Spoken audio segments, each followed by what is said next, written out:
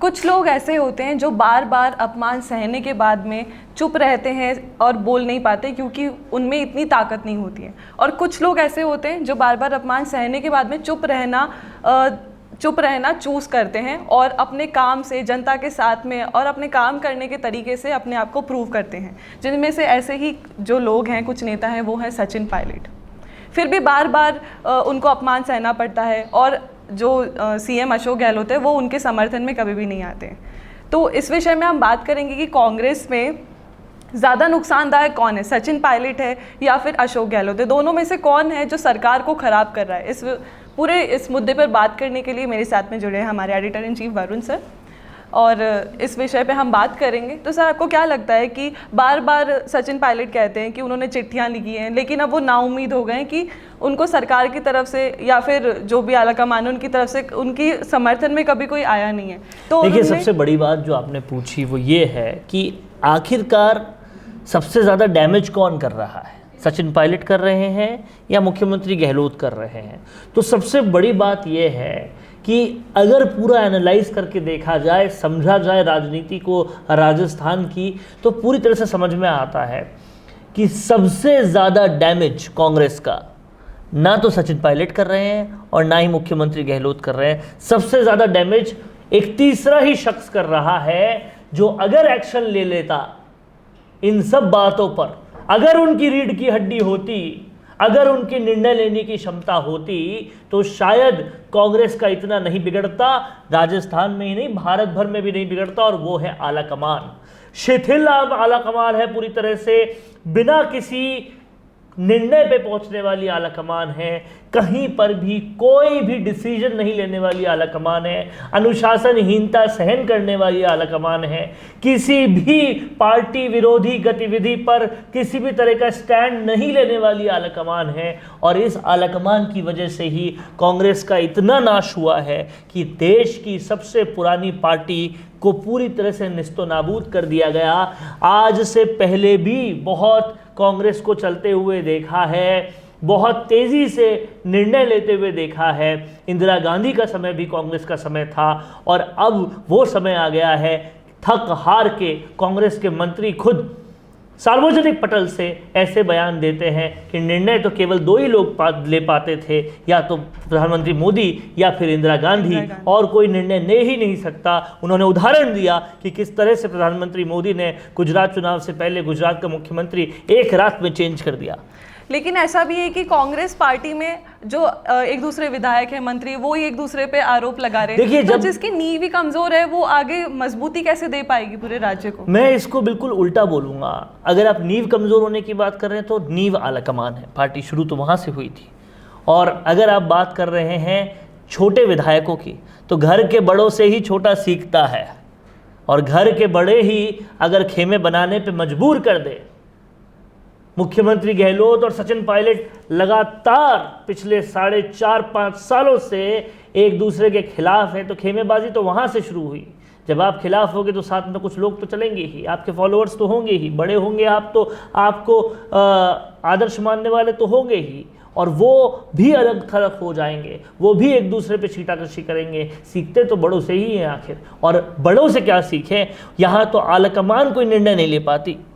वही बात है कि अभी सचिन पायलट ने कुछ टाइम पहले अनशन किया था करप्शन के अगेंस्ट, और अब वो फिर से अपनी यात्रा स्टार्ट ना उन अनशनों पर आलाकमान कुछ कर पाई, न 25 सितंबर वाली घटना पर अनुशासनहीनता पे कुछ कर पाई। सिर्फ और सिर्फ उन्होंने मानसर वाली घटना का तुरंत एक्शन ले लिया था क्योंकि वो घटना सचिन पायलट के खिलाफ थी। तो एक तरह से अगर बड़े परिप्रेक्ष्य में देखा जाए तो जो जनता से वोट मांगने गया, जो 22 सीटों से 100 सीटों पर लाया, जो जनता जिसको चाहती है, उसके तो आप खिलाफ जा रहे हैं। तो फिर क्या निर्णय निकलेगा? अभी जो 11 तारीख को निर्णय ही तो नहीं ले पाती कांग्रेस। दिक्कत तो यही है। अगर निर्णय ले पाती तो आज इतने सारे राज्यों से महज 3 राज्यों में सिमट कर नहीं रह जाती। तो मतलब कहने का मतलब ये कि पूरी कांग्रेस का जो बंटाधार हो रहा है वो कांग्रेस की वजह से ही, उन्हीं वो के कांग्रेस की आलाकमान की वजह से हो रहा है, कांग्रेस के आलाकमान की नहीं निर्णय लेने की क्षमता की वजह से हो रहा है। अगर वो निर्णय ले पाती तो कांग्रेस से ज्योतिरादित्य सिंधिया जाते नहीं, अगर वो निर्णय ले पाती तो कपिल सिब्बल, गुलाम नबी आज़ाद, ये सारे लोग कांग्रेस से जाते नहीं। अगर वो निर्णय ले पाती तो कांग्रेस के सारे यंग टर्क्स ज्योतिरादित्य सिंधिया के अलावा भी RPN सिंह से लेकर और तमाम सारे लोग नहीं जाते, जतिन प्रसाद नहीं जाते। ये सब लोग गए कांग्रेस की आलाकमान की वजह से, क्योंकि वो किसी को बढ़ने ही नहीं देना चाहती। जब कोई बढ़ेगा ही नहीं, जब कोई आगे उसको अपना करियर ही नहीं दिखेगा तो वो क्यों आएगा। और वही हाल अब कांग्रेसी कार्यकर्ता का हो रहा है। वो जब कहते हैं, देखते हैं कांग्रेस में कि सचिन पायलट का कुछ नहीं हो रहा, देखते हैं ज्योतिरादित्य सिंधिया का कुछ नहीं हुआ, तो हमारा क्या होगा। और पब्लिक में वोट मांगने तो वही जाएंगे ना। अगर आपने उन्हीं की उम्मीद खत्म कर दी, यंगस्टर्स को आगे नहीं बढ़ाकर, तो फिर ऐसा ही होगा। सचिन पायलट बार बार कहते भी हैं कि अगर पार्टी पे कोई भी आरोप लगाएगा तो वो ढाल बन के खड़े रहेंगे। वहीं अगर अशोक गहलोत को हम देखते हैं तो CM अशोक गहलोत को अगर हम देखते हैं तो वो अपने प्रचार प्रसार में ही व्यस्त रहते हैं। कभी उनको ये देखता हुआ नहीं पाया गया कि उन्होंने पार्टी के लिए कुछ स्टेप लिए हों या फिर कांग्रेस को आगे बढ़ाने के लिए कुछ स्टेप लिए। तो सच्चा कांग्रेसी कौन है इन दोनों में से? देखिए, सच्चा कांग्रेसी ढूंढने के लिए तो बहुत सारे मसले होंगे। अगर आप मुख्यमंत्री गहलोत का देखें तो वो NSUI से उनके करियर की शुरुआत हुई थी, इतने साल दिए, तो ऐसा नहीं है कि वो सच्चे कांग्रेसी नहीं कह सकते। लेकिन इन पिछले 5 सालों में जो किया वो बहुत बड़ा प्रश्नवाचक चिन्ह खड़ा करता है। इससे पहले मुख्यमंत्री गहलोत से संवेदनशील मुख्यमंत्री कोई था ही नहीं, तो कांग्रेस को पूरा वक्त दिया उन्होंने।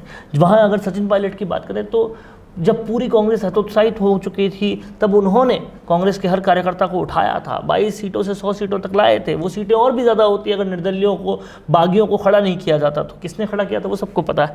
तो कहीं ना कहीं डगमगाने तब लगती है एक परिवार के अंदर की बॉन्डिंग, जब परिवार की आलाकमान जो है वो पूरी तरह से कोई भी स्टैंड नहीं ले पाती। एक वक्त था जब कांग्रेस रातों रात मुख्यमंत्री चेंज कर देती थी। एक वक्त था जब फटाफट एक्शन लिए जाते थे, चाहे वो वक्त इंदिरा गांधी का हो या राजीव गांधी का, फटाफट एक्शन लिए जाते थे। अब वो वक्त नहीं है, क्योंकि कहीं ना कहीं कांग्रेस पूरी तरह से, कांग्रेस आलाकमान जो है वो इन्फीरियरिटी कॉम्प्लेक्स में जी रही है। इन्फीरियरिटी कॉम्प्लेक्स किस चीज़ का, कि अगर कोई यंग नेता डायनामिक बन गया तो फिर राहुल गांधी का क्या होगा। तो ऐसा अगर चलता रहेगा तो क्या सचिन पायलट को कभी चांस नहीं मिल पाएगा, और क्यों नहीं मिलना चाहिए उनको चांस? देखिए, सचिन पायलट जो है लोकप्रियता के धनी हैं, बहुत मैच्योर पॉलिटिशियन हैं, और ऐसे में सचिन पायलट को अब अपना रास्ता तय करना है।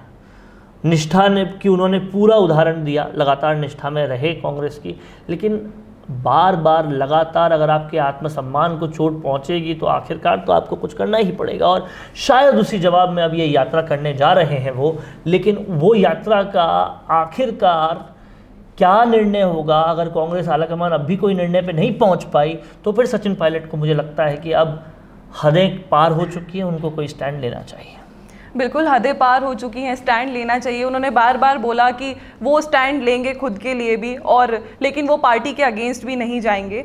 तो अब क्या होगा, क्या देखना बनता है। इस जो यात्रा होगी, जन संघर्ष यात्रा, इसका क्या निर्णय निकलता है सचिन पायलट की मांगों का और जन समाज इन सब की मांगों का, स्टूडेंट्स की मांगों का, पेपर लीक का, इन सब का क्या फाइनल रिजल्ट निकलता है, ये सब तो बाद में ही देखना बनेगा। और ऐसे आपके इस विषय पे क्या कमेंट्स आप हमें कमेंट करके बता सकते हैं, और ऐसे वीडियोज़ के लिए, विश्लेषण के लिए देखते रहिए राजस्थान संवाद।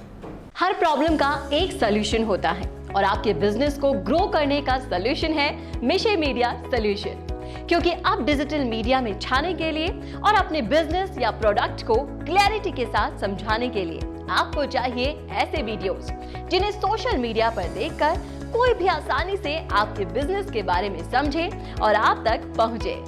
मिशे मीडिया सॉल्यूशन है कंप्लीट वीडियो प्रोडक्शन हाउस, जो करता है मदद आपके बिजनेस को ग्रो करने में। मिशे मीडिया सॉल्यूशन सिर्फ आपके बिजनेस के लिए एड ही नहीं बनाता, बल्कि उस एड को बनने से लेकर कस्टमर तक कैसे पहुंचाया जाए, इसमें भी मदद करता है।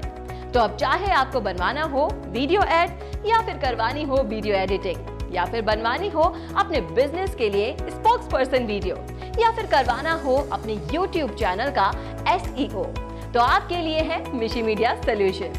इनके अलावा मिशी मीडिया सॉल्यूशंस आपको देता है world class studio, interactive panel, शानदार कंटेंट राइटिंग। मिशी मीडिया सॉल्यूशंस के पास है एक बहुत एक्सपीरियंस्ड प्रोफेशनल्स की टीम जो देंगे आपके बिजनेस को एक नया आयाम।